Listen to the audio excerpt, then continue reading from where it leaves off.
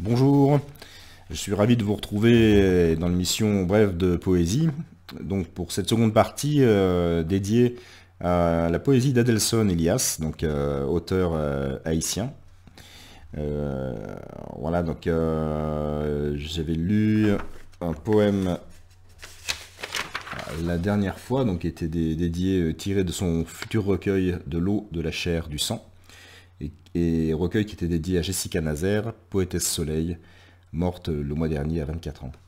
Voilà, donc là, ça c'est la deuxième partie. Enfin, c'est un autre texte, excusez-moi. Ce que je veux avec toi, c'est une joie grande comme un atome. Grande, jusqu'à être capable de se mesurer avec les trains de mon enfance, qui amenaient de la canne à sucre à Ascot. Une tendresse longue, comme des rails, la rouille sur mes chemisiers blancs. De celle qui étouffera, puisque impossible le tout d'un trait, petit à petit les souvenirs gardés du sang et de la chair de gens traînés sur l'asphalte du quartier de Boston, un jour de l'année 91. J'en ai déjà assez, c'est vrai, pour avoir encore en proposition tes beaux pieds d'oiseau de paille pour mourir. Ta belle paire de légendes muettes pour vitre à ma chair brisée. Ce que je veux avec toi, Nora, c'est des averses. L'herbe de mes années est si pauvrement mouillée qu'il sera impropre de ne vivre avec toi que des rabais de pluie.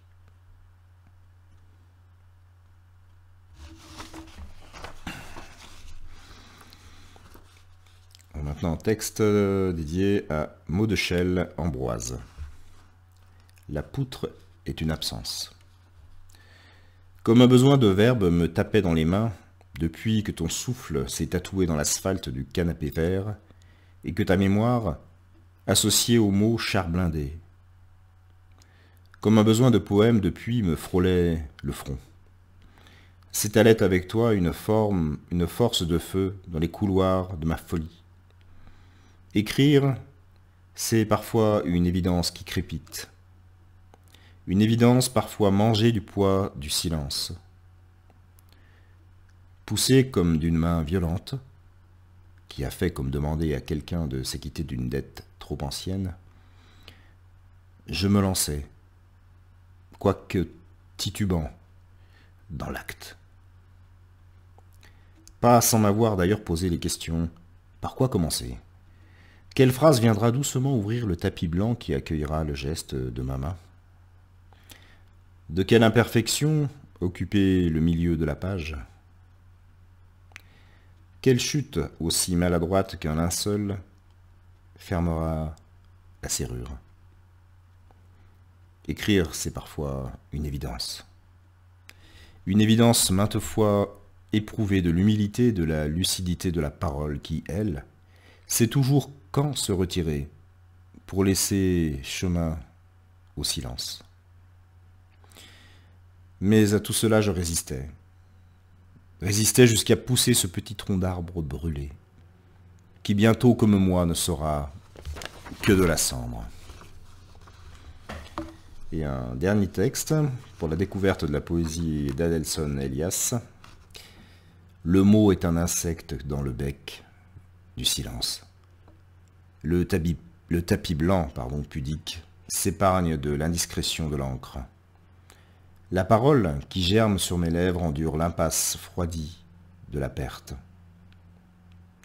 La poutre est une absence qui, habituellement, soutient le plafond du poème. Si tu attends ma main, décline l'attente, car jamais ne se prête un seul geste au jeu du trop. Dans ce gel bien trop lourd qui tombe, une mosquée sur tes mains blanches.